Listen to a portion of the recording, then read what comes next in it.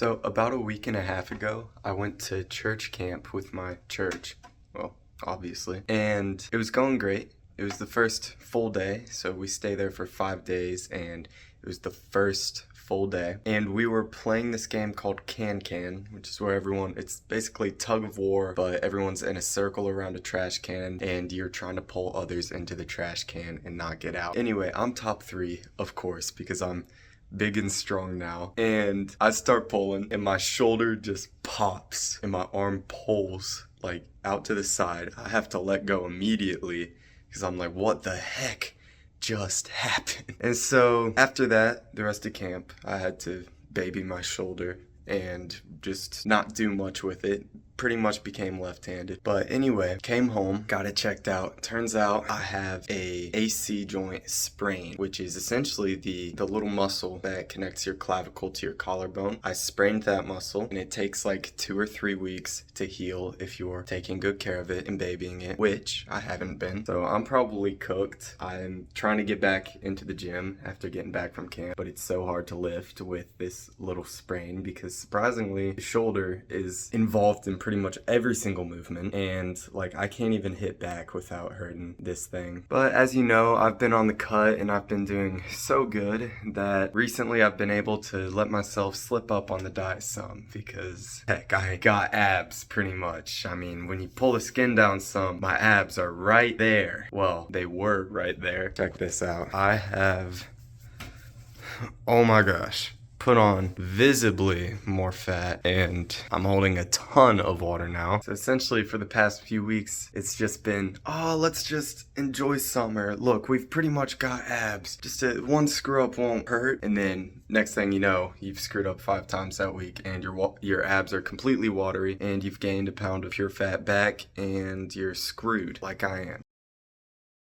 So today I read in 1 Corinthians chapter 8, and this section it's about food offered to idols, and I'm not going to get fully into that because that'll take too long, but essentially at the end of the passage it says in 1 Corinthians 8 verse 13, "Therefore, if food makes my brother stumble, I will never eat meat, lest I make my brother stumble."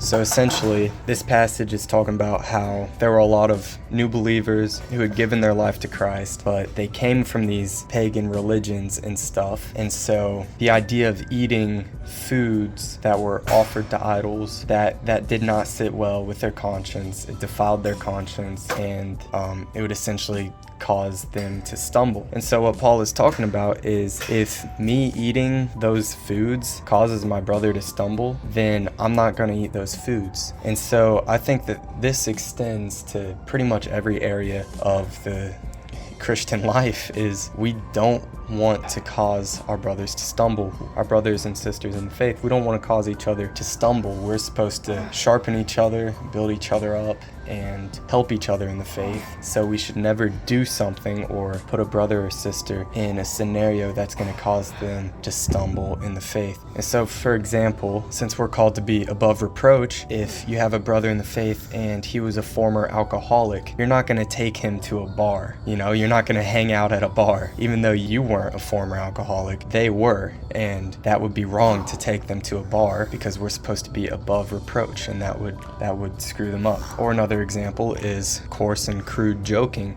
This is especially true for a lot of young men in the faith, is just making inappropriate jokes with each other, and we shouldn't do that. We should be pure in our speech and glorify God in our speech, and we shouldn't be making these jokes and providing opportunities for each other to stumble by laughing and talking about things we shouldn't be laughing and talking about. So that's just a brief rundown of where I'm at and what I was reading about today. So I encourage you to go out and be conscious of what you're doing, what you're saying, and build each other up in the faith, and don't cause each other to stumble.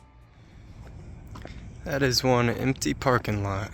So the other day, my friend and I, his name is Aaron, we were sitting at my kitchen table, and out of nowhere, he's just like, "Yo bro, we should get some Heelys." This AC is loud. He's like, "Yo bro, we should get some Heelys." And I'm like, alright, screw it, I'm in. So essentially, now I've got Heelys, baby. Woo-hoo. But there's one issue. I don't have any idea how to balance on them. And so that's what I've got to learn now.